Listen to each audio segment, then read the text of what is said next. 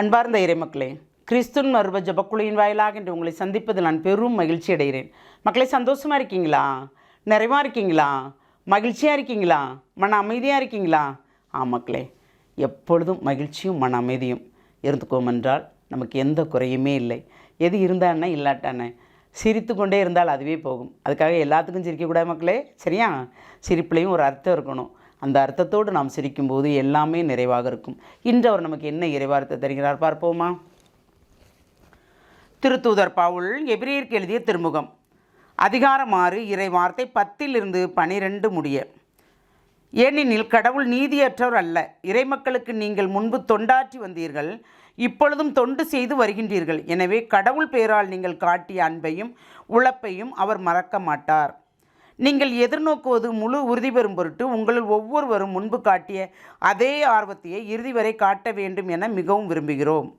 இவ்வாறு நீங்கள் தளர்ச்சிக்கு இடங்கொடாமல் நம்பிக்கையாலும் பொறுமையாலும் இறை வாக்குறுதிகளை உரிமை பெறாக பெற்றவர்கள் போல் வாழுங்கள்.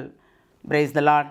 ஏனென்றால் நமக்கு எவ்வளவு இறைபணி செய்யும்போது, வீட்டுக்குள்ளே நாம் இறைபணியை செய்ய நினைக்கும் போது, வீட்டையே நாம் துப்புரப்படுத்தும் போது நமக்கு ஒரு தளர்ச்சியும் ஒரு முதிர்ச்சியும் வரும் இல்லையா? என்னைக்கு இறைவா எனக்கு விடுதலை கிடைக்கும், என்னைக்கு இதிலேருந்து நான் விடுதலை பெற போகிறேன் அப்படிங்கிற ஒரு எண்ணம் வரும். ஆமாம், நாம் மனிதர்கள் தானே இல்லையா? அதான் என்ன சொல்கிறாருன்னா ஆண்டவர், அந்த தளர்ச்சியும் இதுவும் வரும்போது இறைவனை நாம் தேடும்போது இறைவாக்குறுதிகளை உரிமை பேராக பெற்றோர்கள் போல் நாம் வாழணும். ஏன்னா இறைவாக்குறுதிகளை முன்னால் இறைவாக்கினர்கள்லாம் பெற்றோர்கள்லாம் நிறைவாக வாழ்ந்தார்கள்லவா?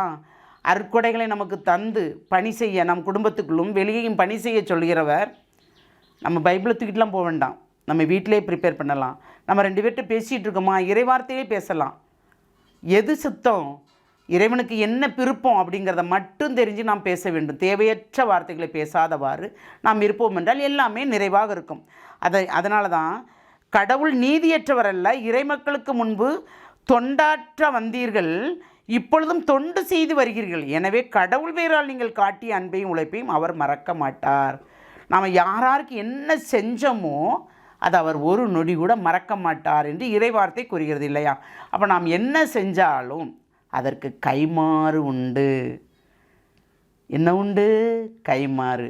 நன்மையா தீமையா எது இருந்தாலும் ஒரு வேலையால் வேலை செஞ்சால் அதுக்கு கூலி உண்டு இல்லையா?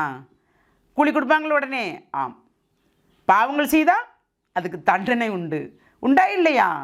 ஆமாம், அதுதான் நன்மை என்ன தீமை என்ன என்று நாம் பகுத்தறியும் போது எல்லாமே நன்மையாக நடக்கும். அப்போது நாம் இறை சித்தத்தின்படியே வாழ வேண்டும் இல்லையா? அந்த வரத்தை கேட்போமா? எல்லாம் வல்ல இறைவா, உம்முடைய இரக்கப் பெருக்கத்திற்கு அளவே இல்லையாம் ஆண்டவரே. எங்களை முழுமையாக உம்முடைய இரக்கத்துக்குள் ஒப்புக் கொடுக்கிறோம். எப்பொழுதும் உமக்குரிய மக்களாக வாழும்படி நீர் எங்களை ஆசீர்வதிக்க வேண்டும். உம்மை சார்ந்தவர்களும் உம்மை சாராதவர்களையும் நாங்கள் நிறைவாக வழிநடத்தி கொண்டு செல்லும்படி எங்களுக்கு வரத்தை தர வேண்டும். ஆண்டவரே, எல்லா மக்களும் ஒரு நிலை என்ற அந்த எண்ணத்தை நீர் தர வேண்டும் ஆண்டவரே. துன்பப்படுகிறவர் இருக்கிறார்கள், துயரப்படுகிறவர் இருக்கிறார்கள். ஆண்டவரே, வேலை வாய்ப்பு இல்லாமல் இருந்தாலும் நான் எதில் குறை வைத்தேன் என்று கேட்கும்படியும் இருக்கிறார்கள் ஆண்டவரே. அவர்களை நீர்தான் நிறைவாக வழிநடத்துகிறீர்.